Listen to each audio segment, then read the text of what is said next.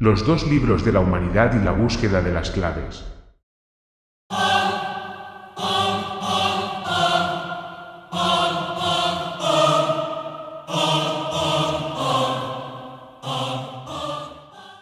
Volumen 2, episodio 3. Los dos libros de la humanidad.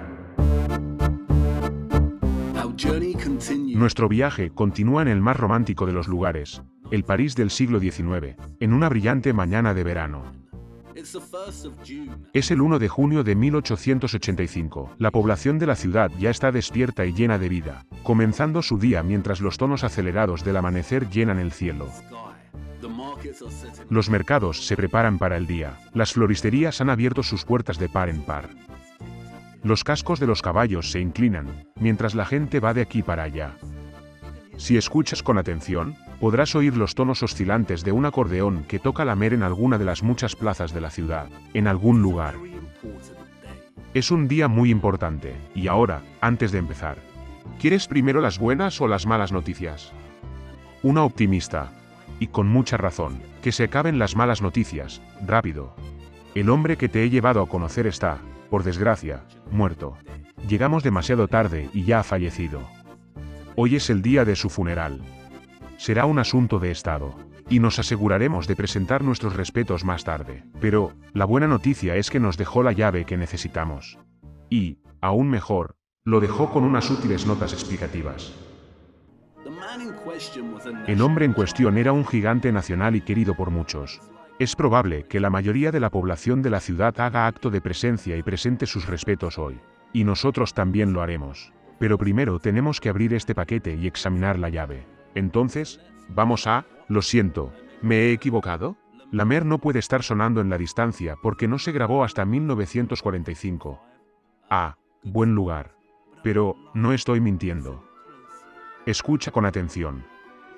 ¿Puedes oírlo? Puedes hacerlo, ¿no? Anacronismo. Representación de alguien como existente o de algo como sucedido en un orden distinto al cronológico, adecuado o histórico. Un error con respecto a las fechas. Cualquier error que implique la ubicación errónea de personas o acontecimientos en el tiempo. Por lo tanto, cualquier cosa ajena o fuera de la época especificada. El tiempo se vuelve extraño. Ahora bien, el hombre en cuestión era, innegablemente, uno de los más grandes guardianes que han existido. Se discute mucho si este hombre era realmente un francmasón. Algunos escritores afirman que lo era, mientras que otros afirman que era rosacruzo-martinista. Pero su obra está impregnada de ricas referencias e imágenes que recuerdan a la masonería. Y, lo más importante, todo su modus operandi con respecto a su trabajo grita masón. Conoce a Víctor Hugo. Víctor Hugo sigue siendo, a día de hoy, uno de los más grandes escritores que han existido. Y con razón, muchos están directa e indirectamente familiarizados con algunas de sus novelas más famosas, en concreto, Los Miserables y Notre Dame de París, o lo que se ha llegado a conocer como El Jorobado de Notre Dame. Y, a pesar de su turbia participación en la configuración de la gran mentira que todos hemos llegado a considerar como historia real, la proeza de su capacidad literaria es innegable. Incluso en la traducción, el dominio del lenguaje de Hugo hace palidecer a su homólogo inglés Charles Dickens, un verdadero gigante de la literatura. Verás, antes de la invención de la televisión, los ciudadanos del mundo necesitaban ser entretenidos y manipulados de una u otra forma, al margen del periodismo. Los novelistas del siglo XIX fueron tan decisivos en la configuración de la narrativa histórica como los historiadores. Moldearon y dieron forma a la narrativa para el ciudadano de a pie y la presentaron de forma digerible y emocionante antes de que los aburridos y cansinos historiadores académicos pudieran empezar a dar forma a sus planes de estudio institucionalizados. Los novelistas estuvieron a la vanguardia de la construcción de la mentira para la población en general. Y es el mismo método de programación que experimentamos hoy. ¿Cuántos de nosotros hemos hurgado realmente en los archivos históricos en busca de nuestra historia? ¿Y cuántos de nosotros no lo hemos hecho, sino que hemos conocido el pasado a través de películas y series de televisión? Si te familiarizas con la literatura del siglo XIX en general, pronto aprenderás que la ficción, la novela y la poesía funcionaba de forma similar a nuestros programas de televisión y películas. En el sentido de que, 1. Permitían a los lectores disfrutar de historias, normalmente de estilo melodramático o romántico, que eran absorbentes, pero que también se enmarcaban en el contexto de una historia no tan exacta. Esta es una táctica de manipulación muy inteligente. Y muchas películas, como Lo que el viento se llevó, Braveheart, Forrest Gump y otras, lo han empleado con éxito desde entonces. Pero fueron los escritores del siglo XIX los que inventaron este método de cautivación y manipulación, al situar una historia ficticia dentro de un contexto histórico supuestamente real, o, en otras palabras, al escribir una mentira dentro de otra mentira.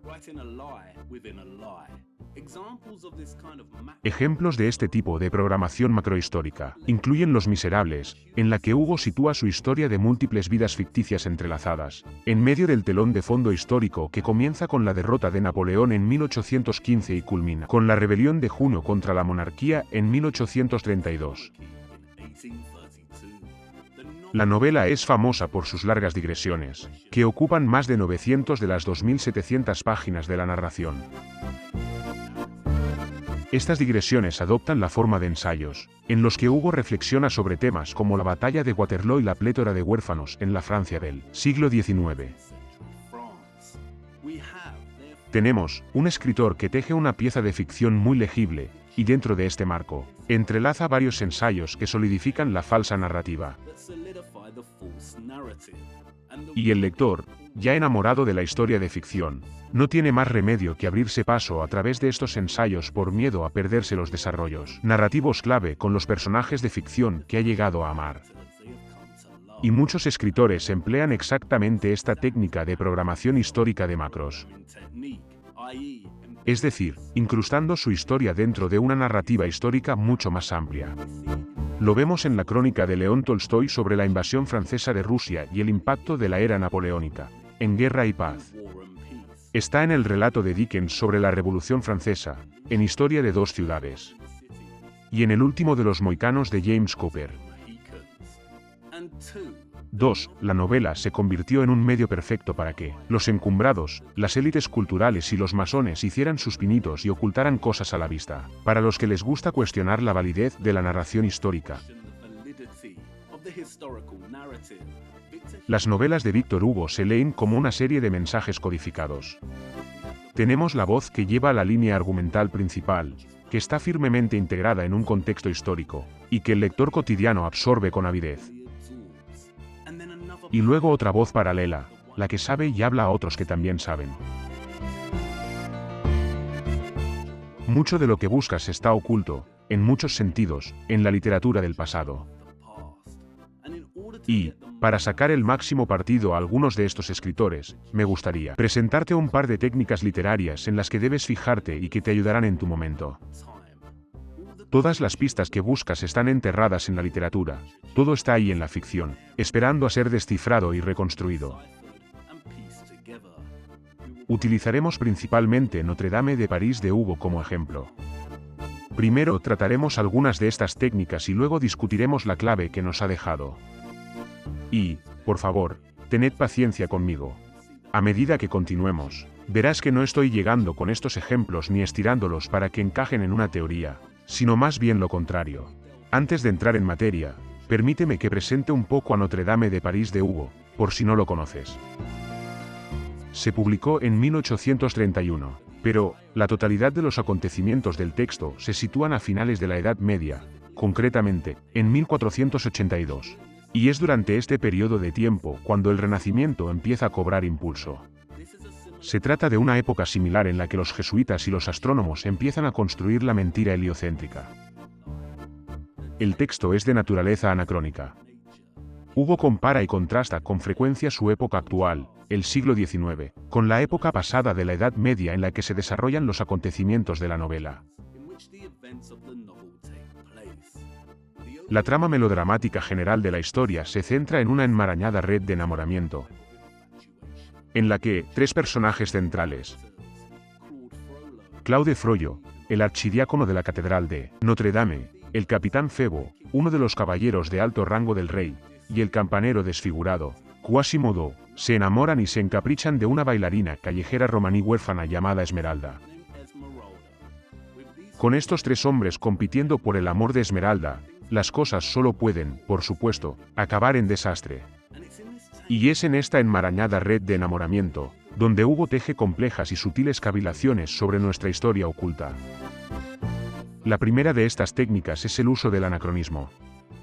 Todo el texto de Hugo es anacrónico, en el sentido de que está ambientado en 1482. Pero, la voz narrativa del libro es muy del siglo XIX. El tipo más común de anacronismo es un objeto extraviado en el tiempo, y Notre Dame de París de Hugo contiene muchos de ellos. Hay muchas descripciones y frases que están fuera de lugar y de contexto. Y Hugo utiliza el anacronismo no para hacer progresar la historia que intenta contar, sino para hacer progresar el falso relato histórico. Por ejemplo, al ver por primera vez al misterioso personaje Esmeralda bailando en una de las plazas de la ciudad, el escritor Gringoire exclama: si hubiera tenido todas las riquezas del Perú en el bolsillo, sin duda se las habría dado todas a la bailarina, pero Gringoire no tenía el Perú, y de todos modos América aún no había sido descubierta. La referencia de Gringoire al Perú está aquí fuera de lugar en el año 1485. Si hemos de creer la narración histórica, entonces las Américas y el Perú aún no habían sido descubiertos. Un personaje de esta época no debería conocer Perú. Hubiera sido más realista que exclamara: si tuviera todas las riquezas del rey de Francia. Pero, Hugo utiliza las riquezas del Perú, una imagen aparentemente inútil e irreal, sin otra razón que la de reforzar ante su público del siglo XIX que las Américas no fueron descubiertas en 1482. El anacronismo es una de las principales técnicas que muchos escritores del siglo XIX, especialmente Sir Walter Scott, emplearon para construir y dar forma a la mentira histórica ante un público desconocido. Este es Hugo cumpliendo el deber para el que fue contratado. Pero, hay otro Hugo en este texto. Uno más travieso que no puede evitarlo. Y, si observamos con más detenimiento muchas de las imágenes del texto, y desde nuestra propia perspectiva, veremos lo travieso que se atreve a ser Hugo. Esta siguiente técnica es algo que llamo ocultar dentro de lo figurativo. Cuando digo figurativo, me refiero a las descripciones, los símiles, las metáforas. ¿Recuerdas cómo la Biblia emplea con frecuencia la imagen de árboles gigantes para describir a los Nefilim? Este es un ejemplo de ocultación dentro de lo figurado. Oculta una verdad potencial dentro del propio lenguaje descriptivo. Es la forma sutil que tiene el escritor de esconderse a la vista. Dickens lo hace al principio de Casa Desolada cuando describe las calles londinenses, llenas de barro, como si las aguas acabaran de retirarse de la faz de la tierra. Y está en todas partes en Notre Dame de París de Hugo. Por ejemplo, cuando se alojan las torres de la Catedral de Notre Dame bajo la protección de Quasimodo, el dolor de Esmeralda se transforma con el tañido de las enormes campanas de la cima de las torres. Las campanas, sobre todo, la tranquilizaban. Era como si aquellas enormes máquinas derramaran sobre ella un poderoso magnetismo. Así, cada amanecer la encontraba en paz, respirando más fácilmente, menos pálida. Todas sus heridas interiores estaban curadas. ¡Qué interesante! Las vibraciones y frecuencias de estas campanas, enormes como máquinas, derramaron sobre ella un poderoso magnetismo que le devolvió la salud. Ya ves, escondido dentro de lo figurado. Y todo el texto está lleno de ejemplos como este. Hugo, a la vez, estira el lenguaje figurativo para pintar un rico retrato del París medieval y también se divierte un poco. La isla de la ciudad de París es descrita por Hugo como un gran barco atascado en el barro y encallado con la corriente cerca del centro del Sena. ¿Atascado en el barro, dices? Mientras una multitud se acerca al Palacio de Justicia, Hugo la describe como una riada de gente. Para los espectadores que observaban desde sus viudas, escribe, la muchedumbre presentaba el aspecto de un vasto mar en el que una docena de calles, como otras tantas desembocaduras de ríos, arrojaban continuamente nuevas corrientes de cabezas. Las olas de esta inundación humana, que se extendía sin cesar, rompían contra las esquinas de las casas. En el centro de la alta fachada gótica del palacio se encontraba la gran escalera. Arriba y abajo fluía continuamente una doble corriente, que rompía en el tramo central de los escalones, y luego se extendía en amplias olas sobre sus dos tramos laterales. La escalera se derramaba incesantemente en la plaza como una cascada en un lago. La corriente que conducía a toda la multitud hacia la gran escalera menguaba, rompía en turbulencias y remolinos. Con nuestra actual comprensión teórica del uso potencial y la reverencia del mundo antiguo hacia el agua, este pasaje se vuelve inmediatamente muy interesante. Mediante el uso de un símil, se compara a las personas con una inundación de agua, y al hacerlo, Hugo transforma las calles y carreteras en sistemas de agua que fluyen. Las escaleras de las viejas estructuras se convierten en cascadas. El agua se derrama por todo el panorama de la ciudad sin cesar, menguando y fluyendo, extendiéndose y rompiendo contra la arquitectura. Además, el uso de la imaginería de las inundaciones recuerda aquí a Dickens, en su apertura de Bleak House, y evoca inmediatamente imágenes del diluvio bíblico, y de la extraña y escurridiza inundación de barro. Y realmente deja a los curiosos preguntándose, ¿qué sabía Hugo? ¿Nos dice Hugo que estas estructuras se inundaron? ¿O nos está diciendo que la mayoría de las carreteras no eran lo que son hoy? Ese París solía ser lo más parecido a Venecia, una vasta metrópolis acuática. De nuevo, escondido dentro de lo figurado. Busca en él. Hay muchos ejemplos que esperan ser encontrados a lo largo de la literatura del siglo XIX. Y algunos son muy interesantes. Y además, hay una divulgación parcial. A menudo y a lo largo de Notre Dame de París, la narración de Hugo se desviará del drama en cuestión y se desviará hacia las deliberaciones sobre la arquitectura. Y, al hacerlo, a menudo divulga información que nosotros, el lector, no deberíamos conocer. No nos dará toda la información. Por supuesto, no lo hará. Pero, llegará a confirmar ciertas sospechas. Por ejemplo, al hablar del encarcelamiento de Esmeralda, Hugo escribe, en la Edad Media. Una vez que se terminaba un edificio, había casi tanto en el suelo como en el exterior. En las catedrales era, por así decirlo, otra catedral subterránea, baja, oscura, misteriosa. Estos poderosos edificios, cuyo método de formación no tenía simplemente cimientos, sino, por así decirlo, raíces. Así, las iglesias, los palacios y las fortalezas tenían la tierra hasta la cintura. Los sótanos de un edificio eran otro edificio. Escribiendo en el siglo XIX, lo que Hugo confirma aquí a su público. Del siglo XXI es lo que los llamados teóricos de la conspiración han estado gritando durante mucho tiempo. Que estas catedrales, palacios y castillos no terminan donde se encuentran con el suelo, sino que continúan, y no solo unos metros. Pero que están enterrados muy profundamente en la tierra. Enterrados en la tierra hasta la cintura, como bien dice Hugo. Y esto es una revelación parcial porque, aunque Hugo no nos diga por qué estas estructuras están semienterradas en la tierra, su explicación de que se construyeron así en la Edad Media no sirve, si confirma que, efectivamente, siguen bajando a las calles de abajo y que son profundas. Y, a medida que avanza la novela, se hace muy evidente que las descripciones que hace Hugo de París, y de su arquitectura como esta, no son casuales. Sabía exactamente lo que hacía con este texto. Y se hace más evidente en la última técnica literaria que quiero comentar antes de ver la clave.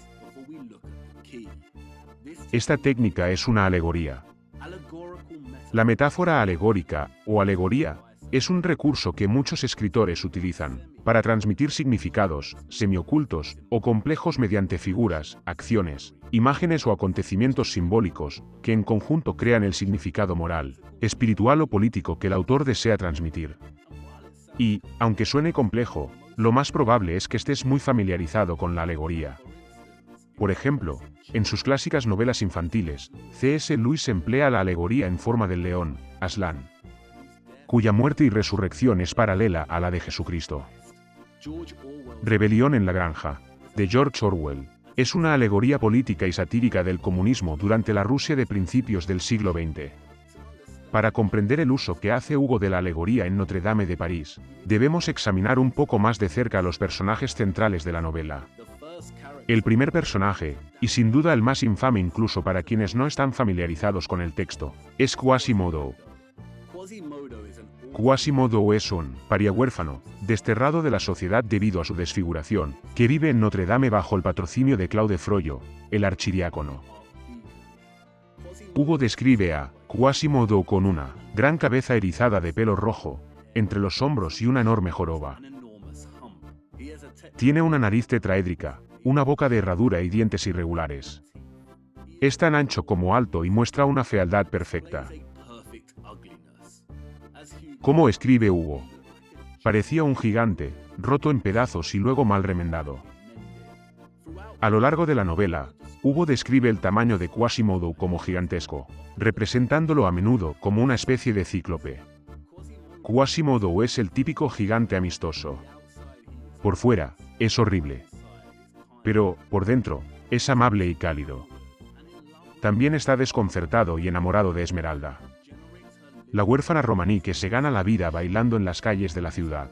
Esmeralda baila y hace magia callejera con su cabra mascota. Y, aunque a los parisinos les encanta verla actuar, también sospechan que hace magia negra. La llaman la egipcia, la bruja, la pagana. Y luego, tenemos al maestro y patrón de Quasimodo, Claude Frollo, que ocupa el cargo de archidiácono de Notre Dame.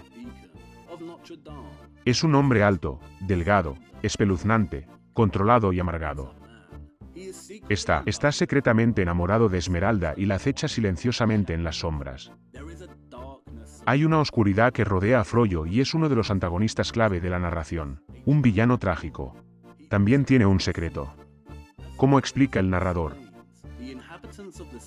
Los habitantes de la ciudad veían a menudo un extraño e intermitente resplandor rojo que aparecía, desaparecía y volvía a aparecer a intervalos cortos y regulares, procedente de una de las altas torres de la catedral de Notre Dame hasta bien entrada la noche. Las viejas parisinas exclamaban: «Ahí está el archidiácono en su fuelle, el infierno está echando chispas ahí arriba». Los lugareños describen a Frollo como un hechicero, pero él prefiere el título de alquimista. Espero que recuerdes nuestra lectura del misterio de las catedrales, de Fulcanelli, y los metales. Y, como todos los alquimistas, Frollo estaba obsesionado con convertir el plomo en oro. El oro, explica, es el sol, hacer el oro es ser Dios.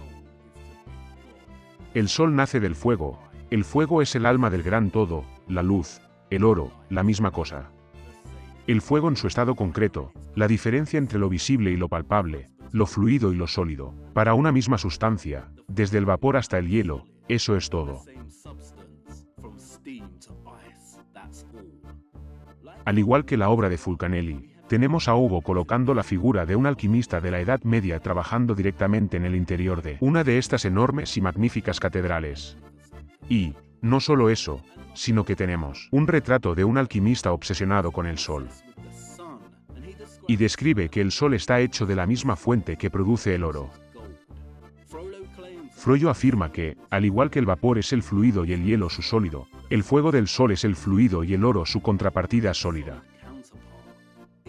Es interesante, Hugo pasa tiempo en la novela lamentando la destrucción de la estatua de San Cristóbal, como espero que recuerdes, o Cerus, que residía en Notre Dame y que llegó a simbolizar la gran conexión entre la alquimia y las catedrales.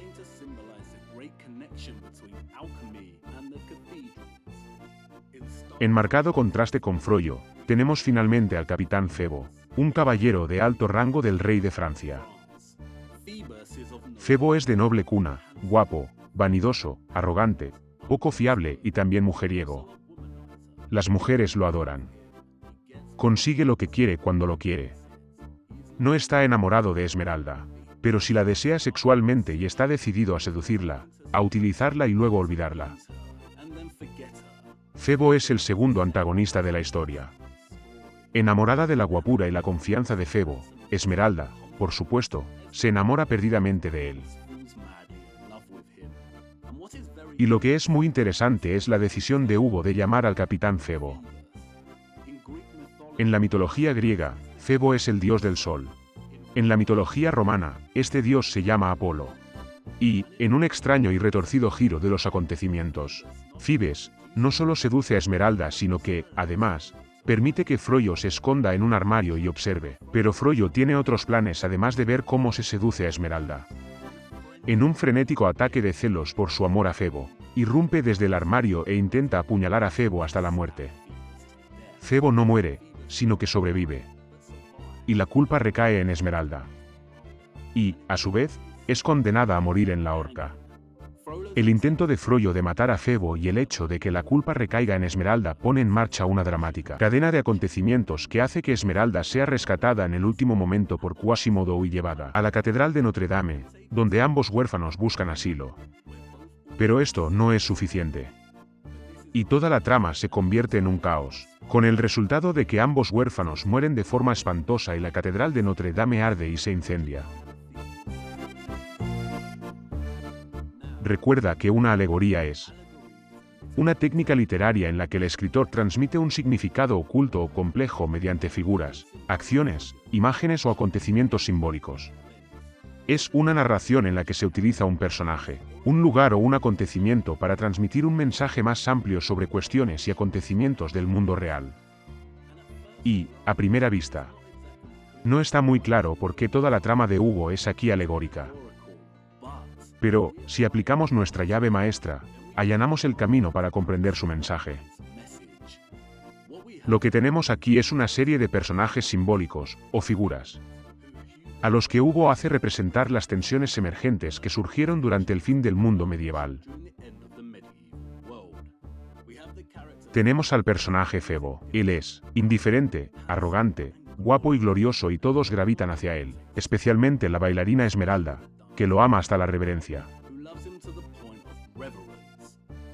Si la elección del nombre de Febo por parte de Hugo sitúa directamente al personaje como una personificación del sol sobre nuestras cabezas, entonces su caracterización de Esmeralda como una viajera romana pagana, a la que los lugareños de París llamaban bruja o egipcia, es simbólica del culto pagano al sol. El romaní es lingüísticamente muy cercano al romano. Hugo se asegura de que su lector asocia indirectamente esta figura con las prácticas de adoración al sol del antiguo Egipto y Roma. Pero, como el propio sol, Febo es indiferente a la adoración de Esmeralda, o a cualquier tipo de adoración que le dirijan sus admiradores paganos. Tenemos entonces otra forma de adoración al sol en la figura de Claude Froyo, que personifica la corrupción de la Iglesia y su integración del culto al sol a través de sus prácticas ocultas, como alquimista de la catedral. Está obsesionado con descubrir los secretos de la formación del sol y su relación con el metal oro. El amor de Froyo por Esmeralda, y el rechazo de ésta a favor de Febo, representa la vana ambición de la alquimia de intentar crear el cielo en la tierra, de extralimitarse jugando a ser Dios, de intentar dominar el sol que nunca podrá igualar. Puede intentarlo, pero la alquimia nunca alcanzará la del sol.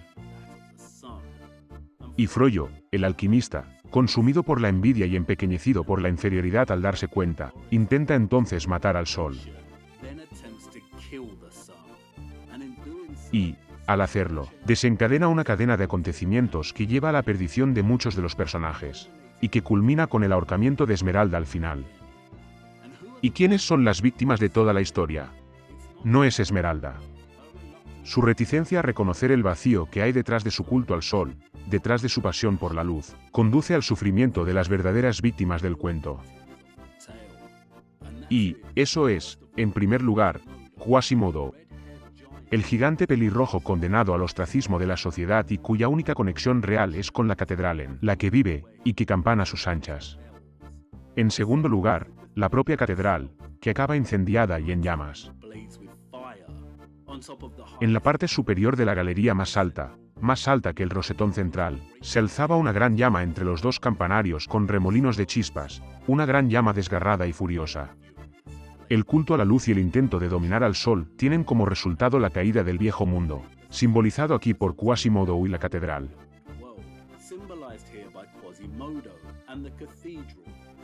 ¿No es interesante que Quasimodo sea representado como un gigante pelirrojo? También tenemos el motivo recurrente de la adoración del sol, y esta vez, un intento de matar al sol, que, por supuesto, no muere. Queda dañado y cambia para siempre, pero vuelve invicto, dañado y cambiado. Qué interesante.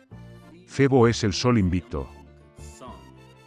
¿Por qué encontramos al sol en todos los monumentos históricos, la literatura y la mitología representado como invicto? La alegoría de Hugo sobre el fin de la Edad Media, a la vez, sitúa al sol como catalizador central de ese fin.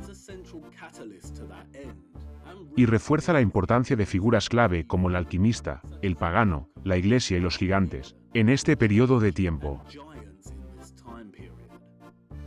Espero que empieces a ver lo fundamental que es el texto de Hugo para los que intentamos navegar por el turbio engaño que se vierte sobre nuestra historia. Y no puedo enfatizarlo lo suficiente. Si intentas llegar a algún sitio con esto, entonces Notre Dame de París es una lectura obligatoria. Sin ella, darás vueltas en círculos. Y estoy a punto de mostrarte por qué. La llave que nos dejó Víctor Hugo. ¿Puede un guardián de alto rango desarrollar una conciencia? ¿Pueden detenerse y lamentar la dirección que toma el mundo? ¿La dirección hacia la que ellos mismos desempeñaron un papel inestimable? Tal vez. Las páginas más interesantes de Notre Dame de París de Hugo se encuentran en dos de los principales ensayos que incorpora al tejido ficticio del texto, titulados Notre Dame y A vista de pájaro de París. Es en estos ensayos donde Hugo rumia, reflexiona y discute en qué se diferencia el París medieval que existía antes de que el Renacimiento estuviera en pleno apogeo, del París contemporáneo del siglo XIX. Y a Hugo no le impresionó ni le alegró el contraste, de hecho, estaba más bien horrorizado y enfadado. Permíteme que te lea algunos extractos de estos ensayos. Sin duda, la iglesia de Notre Dame de París sigue siendo hoy un edificio sublime y majestuoso. Pero, a pesar de toda la belleza que ha conservado al envejecer, es difícil reprimir un suspiro, reprimir la indignación por las innumerables degradaciones y mutilaciones que el tiempo y los hombres han infligido simultáneamente. En el rostro de esta vieja reina de nuestras catedrales, junto a cada arruga encontrarás una cicatriz. El tiempo devora, el hombre devora aún más. De las diversas huellas de destrucción impresas en la antigua iglesia, la parte del tiempo sería la menor, la de los hombres la peor, especialmente los hombres del arte.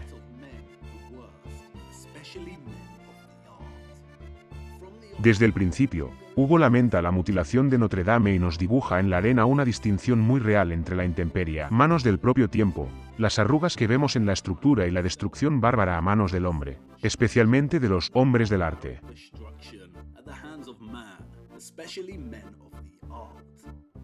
Hugo lleva a su lector hasta la cima de la catedral, pidiéndole que preste atención a los innumerables actos de barbarie de todo tipo que han hecho. Pregunta, ¿con ese delicioso campanario que se alzaba en la mitad del crucero?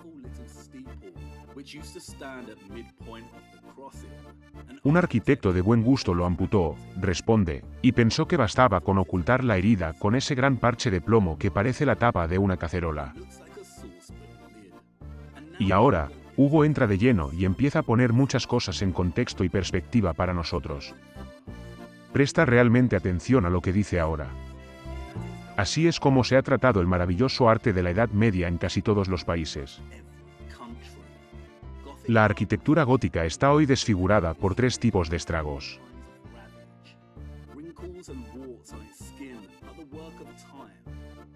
Las arrugas y las verrugas de su piel son obra del tiempo, las marcas de la violencia, la brutalidad, las contusiones, las fracturas, obra de las revoluciones y de la guerra, las mutilaciones, las amputaciones, la dislocación de sus miembros, las restauraciones, son obra griega, romana y bárbara de los profesores, y de las modas. Las modas han hecho más daño que las revoluciones. Han cortado en la carne viva, han atacado la estructura ósea del arte que hay debajo, han cortado, troceado, dislocado, matado el edificio, en su forma como en su simbolismo, en su lógica como en su belleza. Y luego la rehicieron, descaradamente en nombre del buen gusto. Pegaron sobre las heridas de la arquitectura gótica son míseras bobadas de un día, sus cintas de mármol, sus pompones de metal, una verdadera lebra de óbolos, volutas, envolturas, cortinajes, guirnaldas, flecos, llamas de piedra, nubes de bronce, cupidos regordetes, querubines hinchados.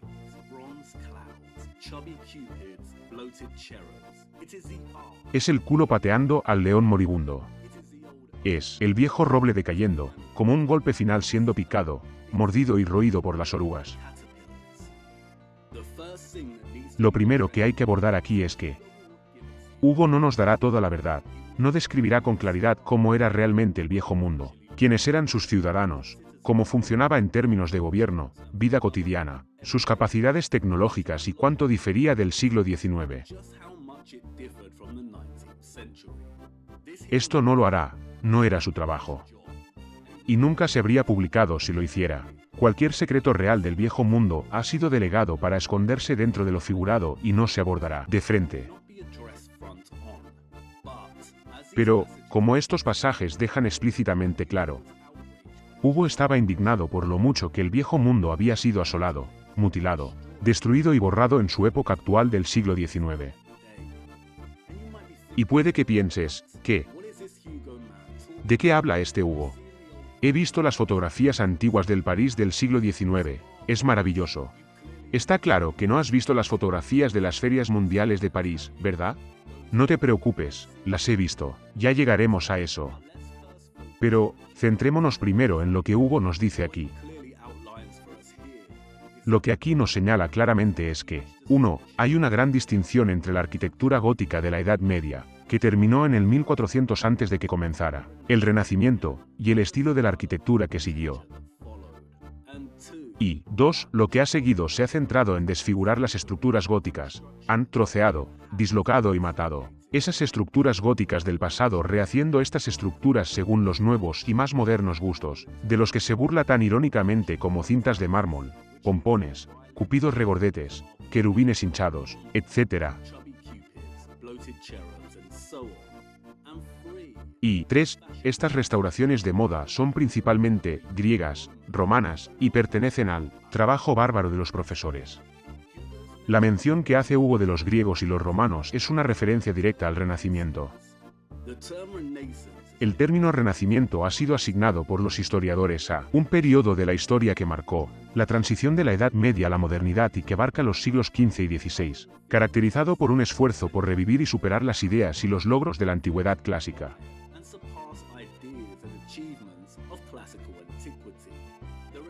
El Renacimiento abarcó desde los años 1400 hasta los 1500, y, como han afirmado muchos historiadores,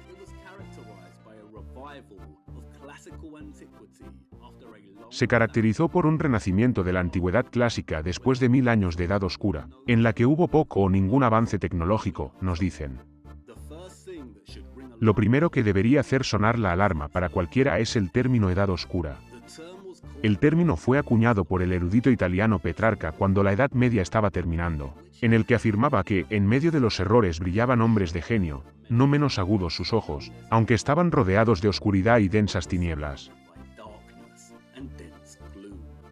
Petrarca aprovechó la metáfora cristiana de la oscuridad frente a la luz y calificó el periodo de 1000 años de la Edad Media como oscuridad, el nuevo y floreciente Renacimiento como luz, por sus aspiraciones y logros culturales. Verás, durante el Renacimiento, el hombre ya no necesitaba humillarse ante Dios. La humanidad había entrado ahora en una nueva era, y ésta rebosaba de posibilidades y exploración. Se esperaba que la sociedad mostrara su reverencia a Dios a través de su ambición por superar los límites, mediante el avance cultural, tecnológico y científico. Y fue durante esta nueva era cuando la humanidad se liberó de la supuesta piedad estricta que caracterizaba las edades oscuras y empezó a verse como Dios encarnado, de dueños de su propio universo, ya no atados por la oscuridad sino plenamente comprometidos con la luz. De la oscuridad a la luz.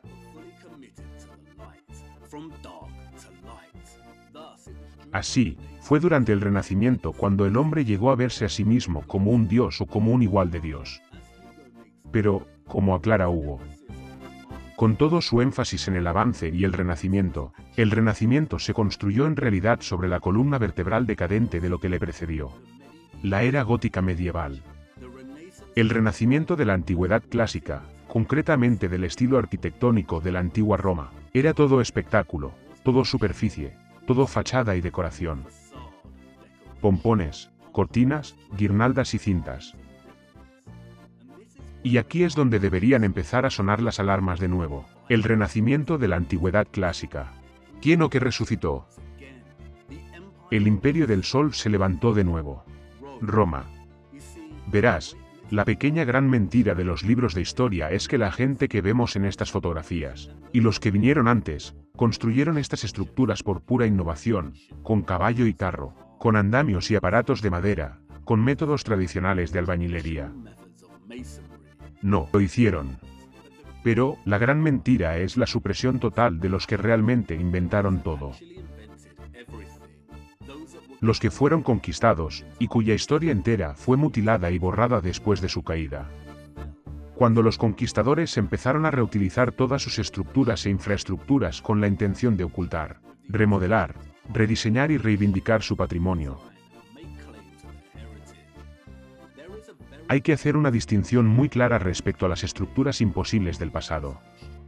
De las estructuras que hemos discutido, hasta ahora, y esta distinción consiste en que hay al menos dos estilos muy distintos, dos facciones distintas, dos mundos antiguos distintos.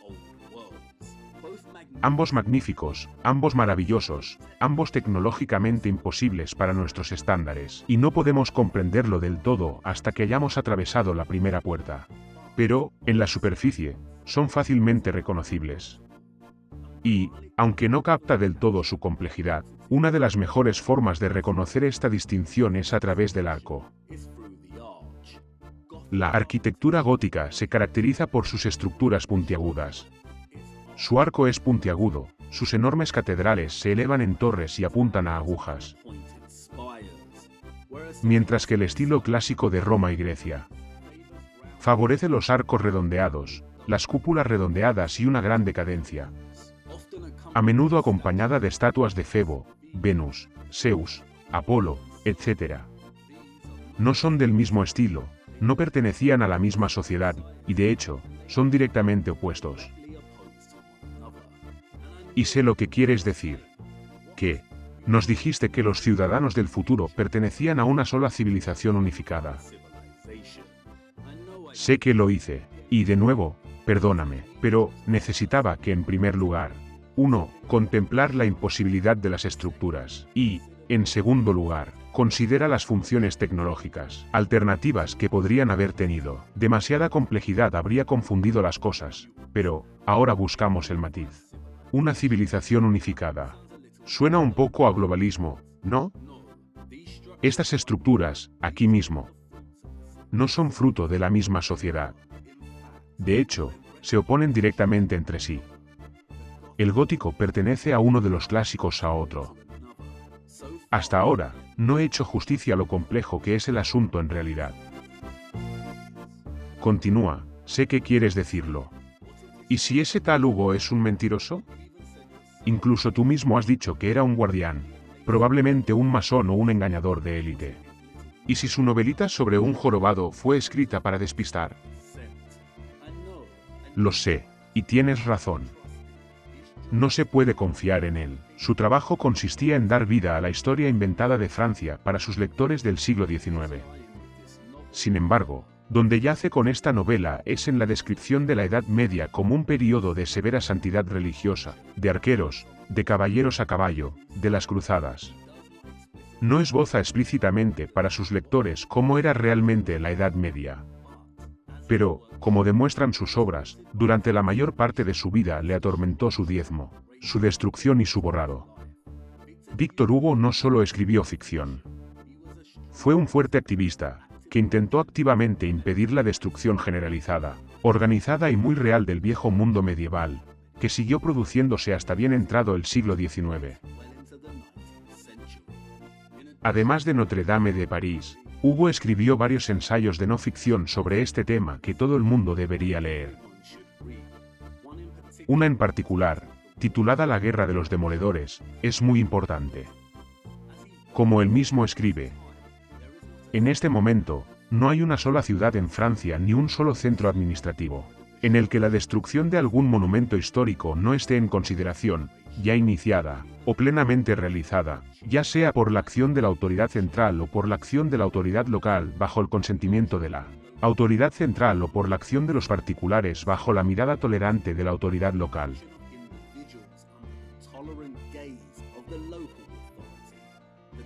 A los devastadores nunca les han faltado justificaciones. Bajo la Restauración, los edificios católicos de la Edad Media fueron estropeados, mutilados, desfigurados, profanados más santamente que nada en el mundo. La congregación desarrolló la misma excrecencia en sus iglesias que en su religión. Estas mutilaciones consisten en mármol, bronce, cal y madera dorada. Aparecía más a menudo en las iglesias bajo la forma de una pequeña capilla pintada, dorada, misteriosa, elegíaca, llena de ángeles hinchados, coqueta, galante, regordeta, e inundada de falsa luz del día, como la de San Sulpicio. En París, el vandalismo florece y prospera bajo nuestra propia mirada. El vandalismo es un arquitecto. El vandalismo se instala y se deleita. El vandalismo se festeja, se aplaude, se fomenta, se admira, se entretiene, se protege, se consulta, se subvenciona, se paga, se naturaliza. El vandalismo es el comisario de obras públicas de la cuenta del gobierno. Se ha instalado astutamente en el presupuesto y lo mordisquea tranquilamente, como una rata lo hace con su queso. Y, por supuesto, gana mucho dinero. Cada día derriba algo de lo poco que nos queda de aquel viejo y admirable París. ¿Qué sé yo? El vandalismo ha cubierto de pintura Notre Dame, el vandalismo ha alterado las torres del Palacio de Justicia. El vandalismo ha amputado 2 de las 3 agujas de Saint-Germain-des-Prés. El vandalismo tiene sus periódicos, sus coterráneos, sus escuelas, sus púlpitos, su público, sus verdades. El vandalismo tiene a la burguesía de su lado.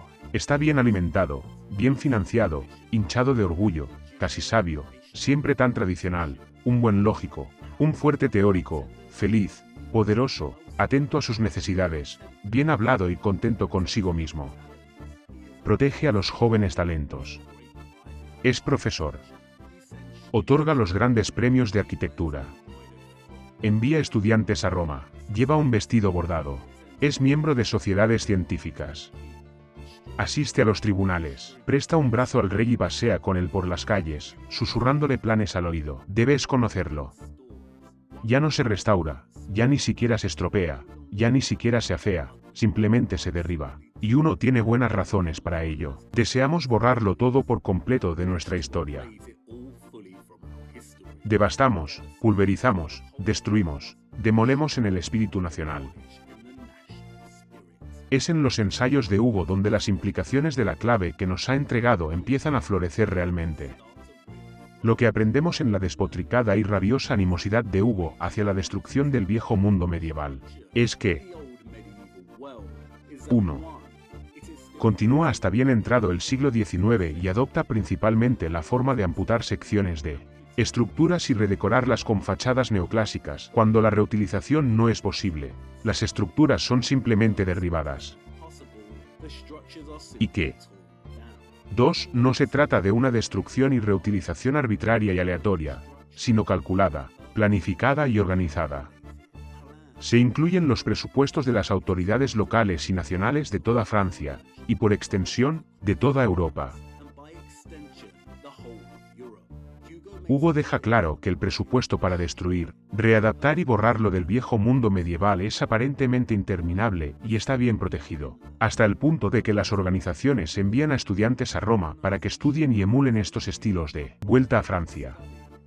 Hay premios para la reutilización, se fomenta y se normaliza a través de la propaganda de los periódicos y de los sistemas educativo y religioso.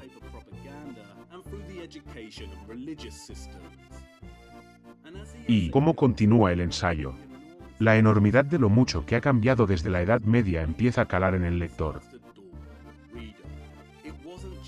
No fue solo en el Renacimiento, los siglos XV y XVI, que el auge del neoclasicismo, y su aspiración a borrar el viejo mundo de la Edad Media, dominó el espíritu social de la época, como afirma irónicamente Hugo. En cuanto a los edificios que construimos en lugar de los que destruimos, no aceptaremos el cambio, no lo queremos. Son miserables. Todos los monumentos del siglo XVII, por mucho que sean una mejora de los del XVIII y mucho más que los del XIX, sean cuales sean sus buenos aires, sean cuales sean sus grandes impresiones, los monumentos de Luis XIV son como sus hijos, muchos de ellos son bastardos.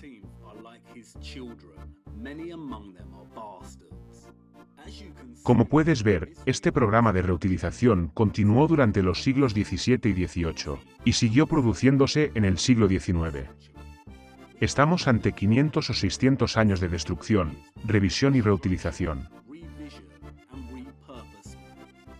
La afirmación de que hubo un reinicio en el siglo XIX equivoca, infravalora y simplifica en gran medida un programa muy complejo que duró medio milenio y que estaba compuesto por una serie de reinicios más pequeños, todos ellos encaminados al objetivo de borrar el antiguo mundo medieval y construir y solidificar el modo de sociedad en el que nos encontramos hoy.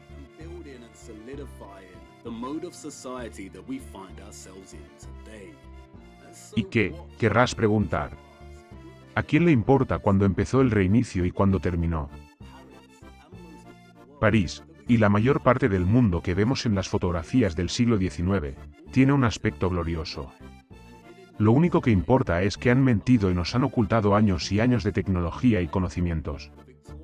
Estoy de acuerdo, la época victoriana es gloriosa, pero, según nuestros estándares. Y, si lo que vemos en la época victoriana era el apogeo de la civilización, entonces ¿por qué está tan enfadado Víctor Hugo? ¿Y por qué esboza que ha habido una agenda de reutilización en curso desde el año 1400? ¿Qué fue la reutilización, la ocultación, la edición, la destrucción y el borrado? ¿Por qué estaba tan enfadado en la década de 1830? ¿Qué sabía él? ¿Qué fue antes del renacimiento del estilo clásico?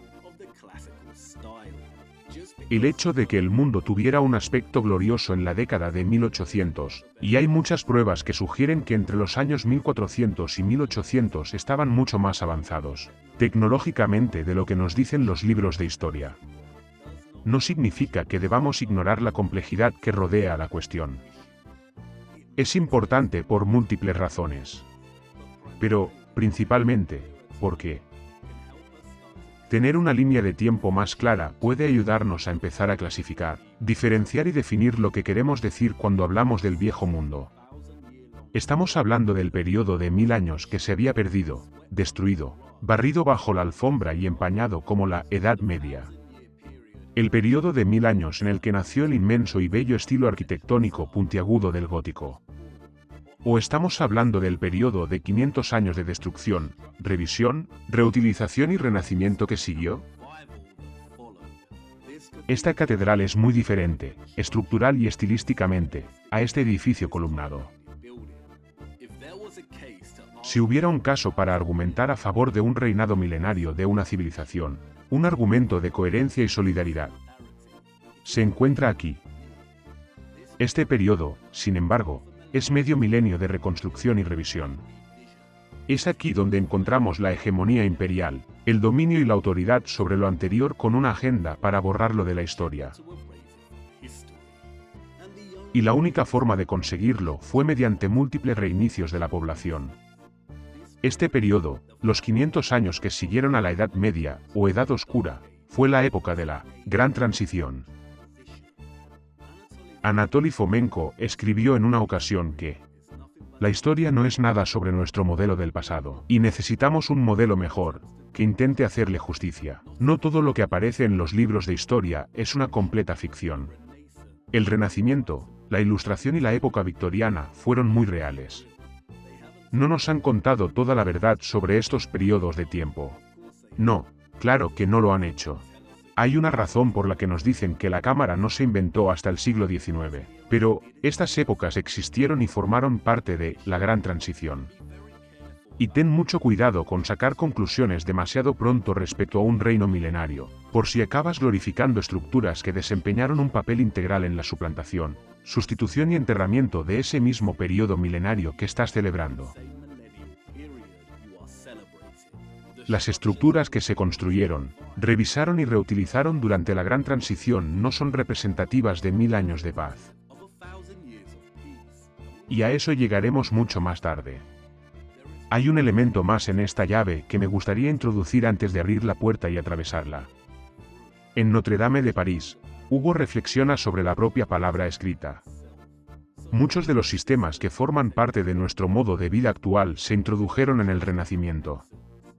No solo los astrónomos y la Iglesia rediseñaron nuestra concepción del universo, no solo se establecieron firmemente nuestros métodos de cronometraje, no solo se hizo dominante el sistema financiero al que todavía nos atenemos hoy, sino que la imprenta se convirtió en algo fundamental para establecer un nuevo modo de comunicación de la información.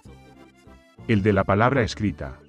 En, probablemente, el capítulo más destacado de toda la novela, Hugo declara que la invención de la imprenta es el mayor acontecimiento de la historia. La impresión matará la arquitectura. Ahora, escucha atentamente lo que dice. Esto es muy importante. La arquitectura comenzó como cualquier sistema de escritura. Primero fue un alfabeto. Se colocó una piedra en posición vertical, que era una carta. Más tarde, se formaron las palabras. Se puso piedra sobre piedra, se unieron estas sílabas de granito, el lenguaje probó algunas combinaciones. Finalmente, produjeron libros y crecieron, se multiplicaron, se cruzaron, haciéndose cada vez más complejos. Así, continúa. Durante los primeros 6000 años de existencia del mundo, la arquitectura fue el gran guión de la raza humana. Este libro de granito comenzó en Oriente. Y la última página se escribió en la Edad Media. La arquitectura hasta el siglo XV fue el principal registro de la humanidad. Durante ese tiempo, no apareció en el mundo ningún concepto de cierta complejidad que no se convirtiera en un edificio. Pero entonces, la imprenta llegó en el Renacimiento y la palabra impresa, royendo como un gusano sus edificios, la chupó y la devoró.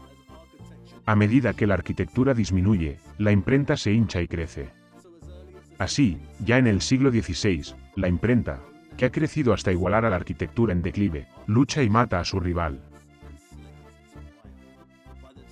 Cuando el siglo XVIII llega a su fin, la imprenta ha destruido todo. En el siglo XIX, se reconstruirá. Así, para resumir lo que hemos dicho hasta ahora, la humanidad tiene dos libros, dos registros, dos testamentos. La masonería y la imprenta, la Biblia de piedra y la Biblia de papel. Hay que releer el pasado en esas páginas de mármol. ¿Ves ahora por qué quizás fue necesario que los que conquistaron cambiaran y repusieran tanto? No solo para desestabilizar, destruir y ocultar toda la infraestructura del viejo mundo, sino también para dispersar y destrozar las historias y los relatos que estas estructuras pronunciaban silenciosamente, para disolver su testimonio, y luego reescribir una historia fabricada y propagar esta información ampliamente por todo el mundo a través del medio del libro impreso. Es una noción muy inquietante. ¿Y si existiera una Biblia escrita en piedra? ¿Y no era eso precisamente a lo que se refería Fulcanelli? Que las catedrales tenían un mensaje escrito en piedra, que atestiguaba un pasado alquímico y tecnológico. Pero, ¿y si testifican más que eso? Los libros se pueden quemar, pero la piedra también se puede alterar, fachar, derribar. Y aquí radica una cuestión importante para nosotros en el siglo XXI. ¿Cómo leer los libros de piedra del pasado si la gran transición dispersó su mensaje? Debemos aprender a leer, pero el lenguaje que debemos dominar primero es el de la readaptación y la revisión. Seguiremos persiguiendo nuestra cola a menos que empecemos a diferenciar entre el antiguo mundo medieval y la gran transición que le siguió. Hay mucho por descubrir al hacer esta distinción. Y, ahora que Hugo nos ha dado la llave, podemos atravesar la puerta para intentar hacerlo. Pero, antes de eso, es hora de presentar nuestros respetos. Su funeral está en marcha mientras hablamos. Y, como puedes ver, una gran parte de la población de París está aquí de luto. Hugo fue un gigante nacional, una figura imponente de las letras, que escribió París la mentira en la vida, que era del mismo paño que los que llegó a despreciar. ¿Puede un guardián desarrollar una conciencia? La hija de Hugo fue internada en un manicomio. También murieron sus 2 hijos, su esposa y su amante, todo ello en un plazo muy breve, y entonces, le llegó el turno a él.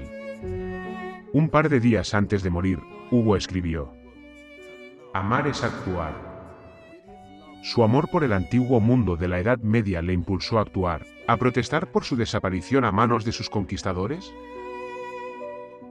¿Se ha vuelto demasiado rebelde? ¿Empezó a abandonar la puerta que se le había ordenado guardar? ¿Y su familia sufrió como consecuencia?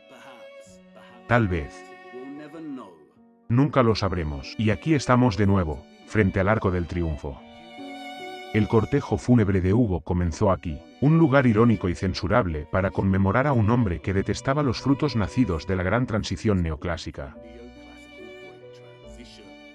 Este arco no es un imán.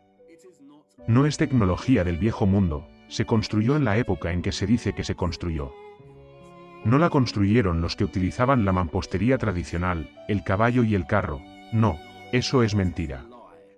Pero las puertas arqueadas del antiguo mundo medieval eran diferentes y tenían otra función completamente distinta. Esto pertenece y no es anterior a la gran transición y cumplió una función primordial.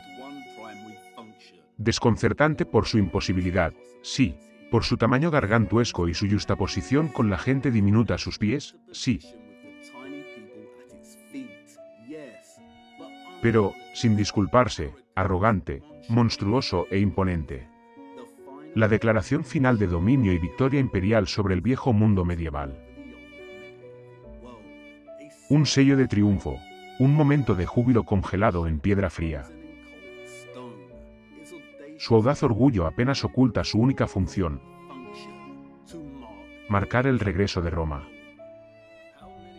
¿Cuántos de estos arcos de triunfo del mismo estilo se pueden encontrar en todo el mundo? Empieza a mirar las fechas de cuando se colocaron. Se erigieron para declarar la finalización de un reajuste de 500 años en muchos lugares del mundo. Pero, este parece diferente en este día, ¿no crees? ¿Puedes ver lo que han hecho? Han añadido el carro del sol, el Febo Invicto, el Sol Invictus, en la parte superior del arco, aquí, para el funeral. No vemos esta estatua en las fotografías del arco tomadas en 1860, 25 años antes del funeral de Hugo. Entonces, ¿por qué ahora? Y mira el catafalco creado para llevar su ataúd bajo el arco. Es digno de un gigante y el más grande y decadente que he visto nunca. ¿Puedes ver cómo lo han decorado con un gran sol? Se burlan de él con la misma decadencia y grandiosidad romanas, las cintas de mármol, los cortinajes, las guirnaldas, los pompones y las estatuas hinchadas, contra las que Hugo protestó activamente. Se burlan de él como se burlan de nosotros hoy.